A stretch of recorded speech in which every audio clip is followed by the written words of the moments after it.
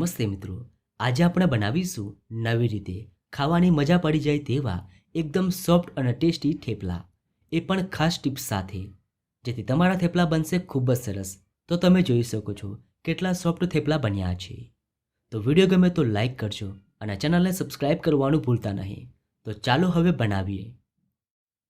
એના માટે લઈએ 2 કપ ઘઉંનો લોટ, જેનાથી આપણે રોટલી બનાવીએ છીએ એ જ આ લોટ છે. સાથે તેમાં ઉમેરીશું 1/4 કપ બેસન. બેસન આપણે થોડો જ ઉમેરવાનો છે, બહુ વધારે ઉમેરશું તો થેપલા સોફ્ટ નહીં બને. હવે આપણે લોટમાં મોણ ઉમેરીશું, તો લગભગ 7 ટીસ્પૂન જેટલું મોણ ઉમેરીશું. અને હવે હાથેથી આ રીતે મોણને લોટ સાથે મિક્સ કરી દઈએ. આ રીતે મિક્સ કરવાથી મોણ લોટમાં એકદમ સારી રીતે મિક્સ થઈ જાય છે, જેથી થેપલા એકદમ સરસ સોફ્ટ બનશે. હવે તેમાં આપણે મસાલા ઉમેરી દઈએ.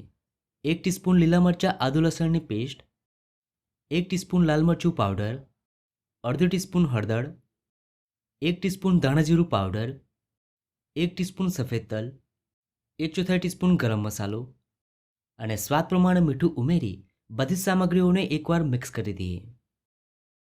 એકવાર તમે આ રીતે થેપલા બનાવજો, મેથીના થેપલા ભૂલી જશો, એટલા ટેસ્ટી લાગે છે.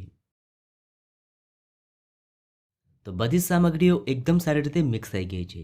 હવે તેમાં ઉમેરીશું ખાસ વસ્તુ, જેનાથી થેપલા ખાવામાં ખૂબ જ સરસ લાગશે. 1 કપ ખમણેલી દૂધી. સાથે તેમાં ઉમેરીશું 2 ટીસ્પૂન દહીં. દહીં ઉમેરવાથી થેપલા એકદમ સોફ્ટ રહેશે. હવે દૂધી અને દહીંને આ રીતે લોટ સાથે મિક્સ કરી દઈએ. દૂધીને તમે ઘરમાં રહેલી કોઈ પણ ખમણીથી ખમણી શકો છો. દૂધીમાંથી આપણે પાણી નિતાર્યું નથી, એટલે લોટ બાંધવા માટે આપણને પાણીની જરૂર પડવાની નથી. તો થેપલા માટેનો મીડિયમ સોફ્ટ લોટ બંધાઈ ગયો છે. હવે આપણે થેપલા બનાવી લઈએ. તો તૈયાર થયેલા લોટમાંથી રોટલીની સાઈઝનો લુવો બનાવી લઈએ.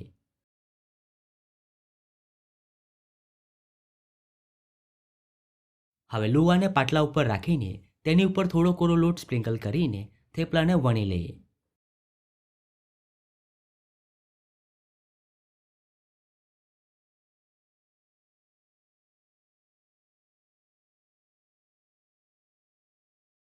તો થેપલાને આપણે વણી લીધા છે. એકવાર તમે આ રીતે દૂધીના થેપલા બનાવજો, ખાવામાં ખૂબ જ સ્વાદિષ્ટ લાગે છે. હવે થેપલાને શેકવા માટે ગરમ તવા ઉપર મૂકી દઈએ. તો થેપલાને આપણે મીડિયમ ટુ હાઈ ગેસની ફ્લેમ પર શેકવાના છે. જો થેપલાને આપણે ધીમા ગેસ પર શેકીશું તો તે ચવડ થઈ જશે. હવે 1 મિનિટ પછી થેપલું નીચેની સાઈડેથી થોડું શેકાય એટલે તેની સાઈડ ચેન્જ કરી દઈએ. હવે થેપલા ઉપર 1 ચમચી જેટલું તેલ ઉમેરી સારી રીતે સ્પ્રેડ કરી દઈએ.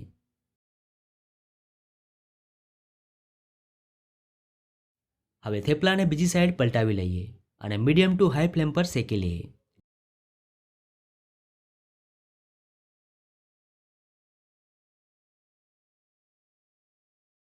તો ફક્ત 2 જ મિનિટમાં થેપલું બની ગયું છે. આ રીતે બધા જ થેપલા બનાવી લેવાના. તો બધા જ થેપલા તૈયાર છે. તો તમે જોઈ શકો છો એકદમ રૂ જેવા સોફ્ટ થેપલા બન્યા છે. તો તમને આ થેપલાની રેસીપી કેવી લાગી? જો રેસીપી ગમી હોય તો વિડીયોને લાઈક અને શેર કરજો.